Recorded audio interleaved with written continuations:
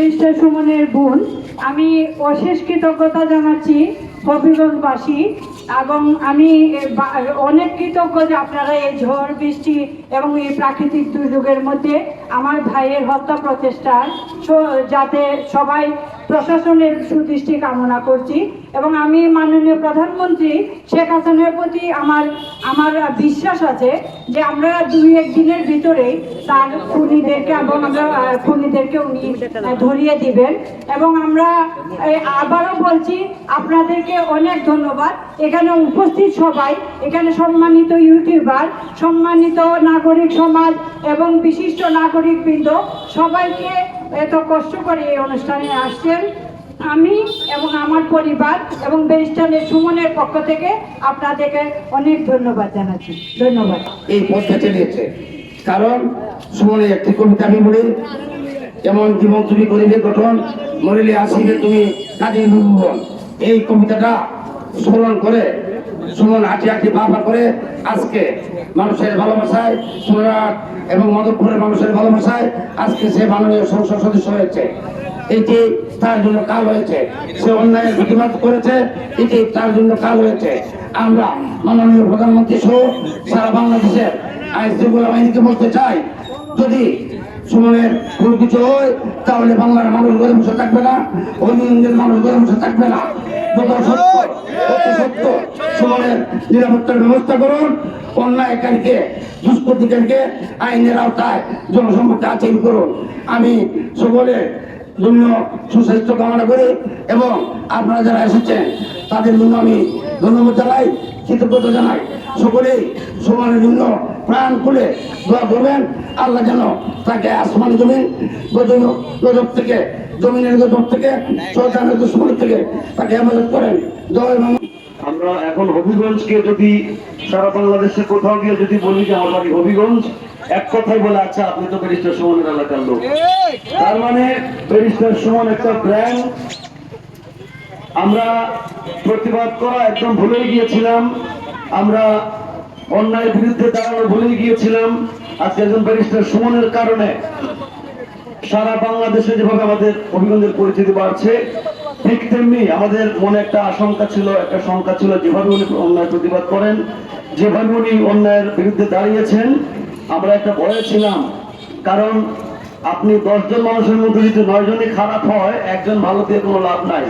তারপরেও প্রতিবাদ করছেন, প্রতিবাদ করবেন এবং ইনশাআল্লাহ এটা মানুষের স্বভাবজাত বৈশিষ্ট্য। ব্যারিস্টার সুমন একদিনে জন্মায়নি, ব্যারিস্টার সুমন একদিনে তৈরি হয়নি। যারা বা যে এই কুকর্মের সাথে জড়িত, যারা তাকে হুমকি দিয়েছেন হত্যার, আপনারা ভুলে যান এই ষড়যন্ত্র। কারণ ব্যারিস্টার সুমনের সাথে সারা বাংলাদেশের মানুষ আছে, আমরা আছি। আমার বিশ্বাস ব্যারিস্টার সুমনের কিছু আপনারা করতে পারবেন না।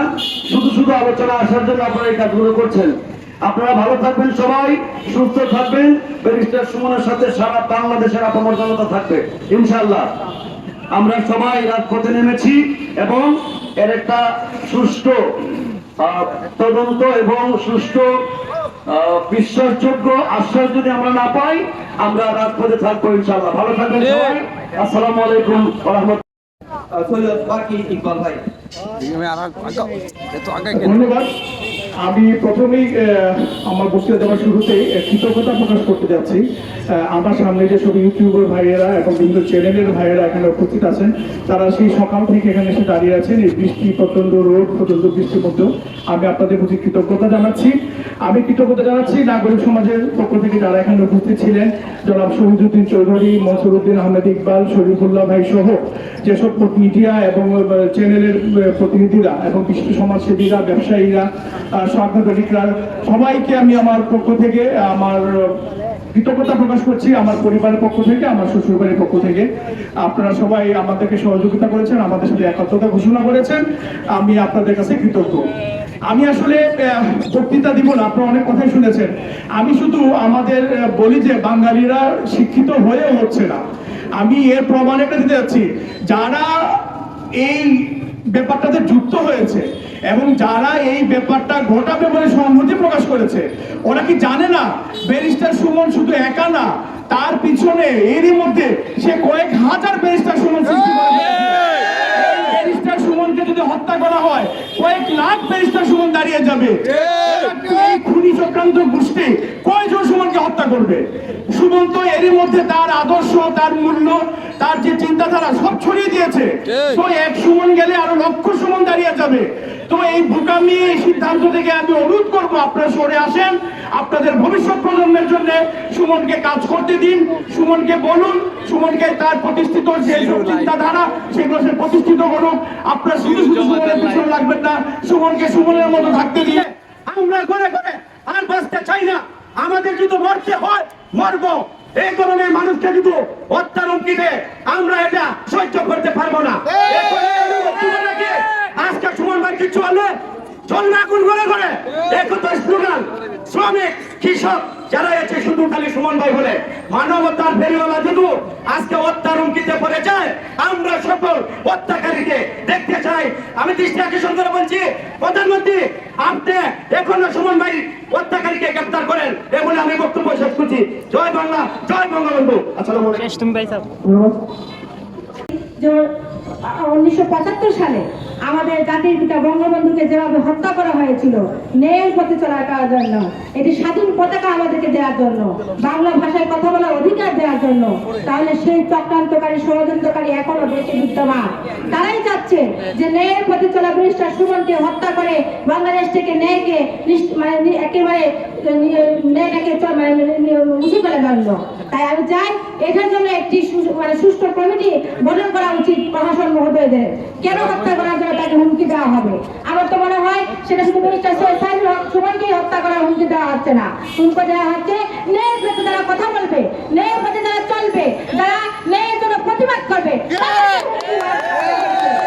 তারা আমাদের ভাষাকে স্তব্ধ করে দেওয়ার কথা, যেটা আমাদেরকে জানিয়ে দিচ্ছে। আমরা যারা ব্যারিস্টার সুমনকে অনুসরণ করি, আমরা যারা ব্যারিস্টার সুমনকে হবিগঞ্জের গর্ব হিসেবে যারা অনুপ্রেরণায় আমরা তার দেখানো পথে চলতে চাই, তাহলে তো আমাদের পথকেও তারা থামিয়ে দিতে চাচ্ছে। শুধু আমার মনে হয় এটা ব্যারিস্টার সুমনকে হত্যা করা হচ্ছে না, হত্যা করার হুমকি দেওয়া হচ্ছে না, এটা আমাদেরকে দেওয়া হচ্ছে। আমরা যারা ন্যায়ের পথে চলতে চাই, আমরা যারা ন্যায়ের পথে প্রতিবাদ করতে চাই, আমাদের প্রত্যেককে রাজপথে আমাদের চলে আসা উচিত এবং এটা সুস্থ কমিটি গঠন করা না পর্যন্ত আমাদের এই রাজপথ না চলে যাওয়া উচিত। আমি সবার কাছে, আমি জেলা প্রশাসক মহোদয়ের কাছে আমি অনুরোধ করতে চাই, আপনি অতি সত্বর একটি সুস্থ তদন্ত কমিটি গঠন করুন। কেন ব্যারিস্টার সুমনকে হত্যার হুমকি দেওয়া হবে, তার অপরাধ কি, সেই তদন্ত বের করতে হবে। আর যতক্ষণ পর্যন্ত সেই হুমকিটাকে অ্যারেস্ট না করা হবে, আমরা শুধু মানববন্ধন নয়, রাজপথ আমরা নিয়ে নেব। আমরা সবাইকে একত্রিত হয়ে ব্যারিস্টার সুমন আমাদের হবিগঞ্জের গর্ব নয়, আমাদের বাংলাদেশের গর্ব। ব্যারিস্টার সুমন আর তৈরি হবে না। যে বিভাগে আমরা জাতির পিতা বঙ্গবন্ধুকে হারিয়েছি, আর বঙ্গবন্ধুকে পাই নাই, আমরা আর ব্যারিস্টার সুমনকে আমরা হারাতে চাই না। তাই আমরা বলবো যে তার নিরাপত্তার জন্য অতি সত্বর একটি ব্যাংকার দেওয়া হোক, তাকে সঠিকভাবে প্রশাসনের নজরে রাখা হোক। আমি এই বলে সবাইকে আবারও বলছি, আবারও ধন্যবাদ জানাচ্ছি তারা এখানে উপস্থিত হয়েছে। আমি আমার ব্যারিস্টার সুমনের পরিবারের পক্ষ থেকে ধন্যবাদ জানাচ্ছি আপনাদেরকে। জয় বাংলা।